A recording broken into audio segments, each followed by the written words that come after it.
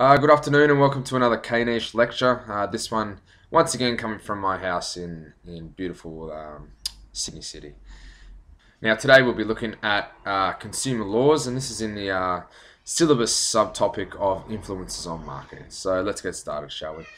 Now, for those of you who are doing legal studies or have done commerce, you'll see that from a legal standpoint, consumer laws traditionally have been around the old Latin saying of caveat emptor, which means buyer beware. In the past, the consumer had to protect themselves because the law did not. However, this has changed over the years, and specifically in 2011, a single national law, this Australian consumer law, was introduced, and this really is the thing that really protects consumers.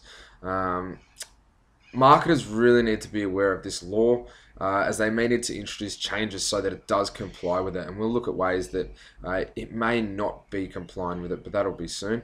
It can also include repackaging, so it covers a lot of the 4 Ps actually. So it's something that we really need to be aware of. Now, the first thing we look at is deceptive and misleading advertising. This is something that you would notice sometimes on a day-to-day basis. I have noticed this one here, actually, which I'll get to in a sec, which has been put out by Vodafone. That's they've taken out full-page advertisements over the last week or so, which as soon as I saw it, I thought, this is I don't think this is complying with that ACL law that we're talking about, bro. Anyway, some of the ways that marketers try to get around this law is fine print. So important conditions hidden in the fine print. We've seen that sometimes even on radio advertisements, they have to say it afterwards.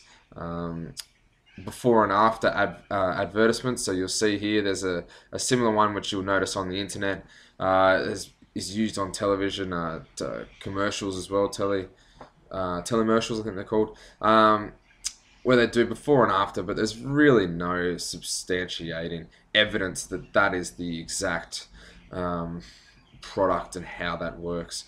This one here is a Dr. Oz, the miracle pill can burn fat fast. However, there's no substantiating claims for that, which goes on to tests and surveys, exactly the same thing. Using exaggerated language, shampoo commercials are notorious for this, and non-disclosure, so incomplete or inaccurate information, which is misleading. Now, Vodafone in this regard, in their latest advertisements, they've introduced the 4G telephone network into Sydney and throughout Australia, and their ads are actually saying that, as says here, if you're in the right spot, this network is blisteringly fast. Once again, using exaggerated language, superlatives like here. Easily the fastest 4G network in Australia, if not the world. Now, they haven't included any tests or surveys to substantiate these claims, and I know that just by looking on Google and trolling for news articles related to this, that they've already come under fire for it. So deceptive and misleading advertising is a huge problem within Australia. A further point about deceptive and misleading advertising is to do with, these topics mainly just here. Okay, I'll run through them each. That'll actually be easier. So one thing, especially within Australia, is the country of origin. Now, recently, it was a bigger issue roughly 5 to 10 years ago, and now they've tried to shore that up a bit, but it can be misleading. We'll see here that there's the Australian made sign. Now, this is the only one that can be used by products if it is specifically made in Australia. Okay. However, some others actually purport or claim to be made in Australia. However, they're actually not, and they're not using this sign here, and people are drawn in to buy that because they're trying to support local. Dick Smith, one of their main brand points and competitive advantage is that it's made in Australia and all profits stay in Australia. So it's something that can really cause a lot of issues for some businesses. Packaging, so size and shape can be misleading. I know I hate it. I always have hated it when you go and buy a pack of chips like below. You're stoked to be getting them. You've just forked out your $1.50 or whatever it is. You crack it open and there's nothing in there. All right, it's half full, and you go to your mate. Check this out. What a rip. Okay, so size and shape can be misleading. You really need to look on the package and make sure you're seeing, usually having grams, exactly how much is going to be in there, or mils, depending on obviously if it's a liquid. Special offers. So this can be something like similar. As advertised, $149 down to $148.99. What a bargain. Now, another way that happens as well is by claiming an offer as temporary when it's actually normal. I know rug stores do that all the time where they've got a clearance sale, but really it's just their normal prices. A bait and switch is where baiting with an advertisement for a discounted product and then switching customers when they call because the advertised product is not available. This can be done also on those television commercials that we're talking about. And misleading advertising, so making false claims or suggesting things about the products. And that was what we kind of looked at before as well with the before and after shots in Vodafone and 4G. Now, price discrimination. Price discrimination is the setting of different prices for a product in separate markets. This is something that might occur, and the HSC is trying to crack down on it, specifically when it comes to, say, city prices and country prices. So companies or businesses are not allowed to offer the same product within Australia for a different price because it is located geographically in a more, I guess, a richer area or affluent area, or lower socioeconomic. So it has to be the same price offered to all the consumers. The HSC, as I said, the Competition and Consumer Act, prohibits price discrimination if it could reduce competition. So that's the main thing that they're trying to stop there. Now, implied conditions. This is key in consumer law. They're the unspoken and unwritten terms of a contract. So when you go and purchase something, they're assumed to exist regardless of whether they say it.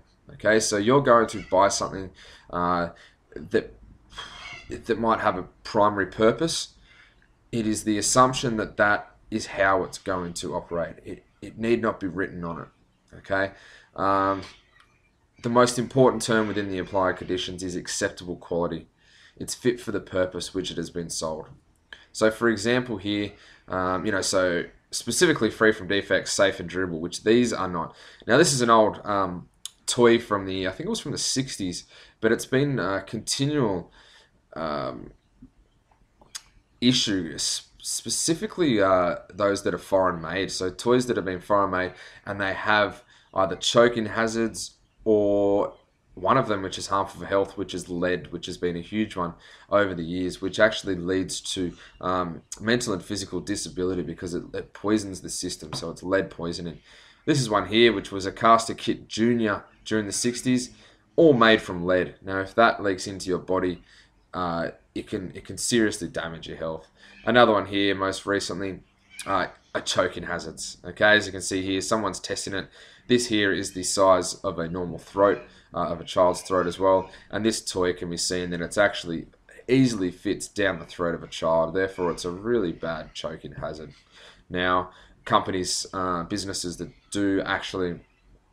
make products that are unsafe can be liable for damages. So that is something that is taken within consumer law. A warranty.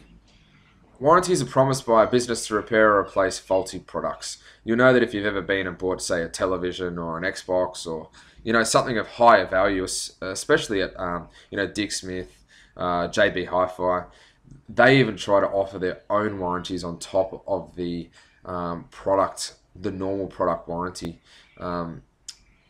Now, government legislation has made it necessary for businesses to state the terms and conditions of a warranty, and you'll notice that when you open, say, your new iPad, iPod, iPhone, they'll always have a warranty slip in there that you can fill out and send back, and it'll also tell you how long warranty is available for and how to make a claim if something goes wrong.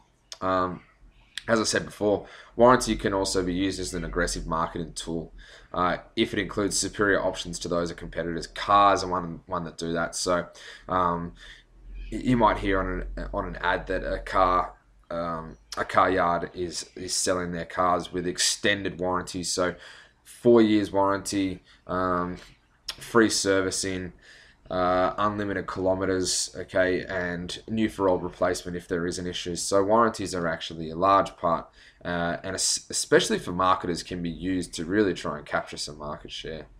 Now, refunds and exchanges, you'll see that in stores, there's always a little, usually at the till, something about their offer or their refund or exchange policy. Now, a business is required by law to offer a refund, okay, especially if the products are faulty, do not match the description or sample, or fail to do the job they were supposed to do, which goes back to the previous slide. Now, accurate signs depicting the refund and exchange policy should be clearly displayed. This is something you should check on beforehand, especially if you're unsure of the product and you might want to get a refund.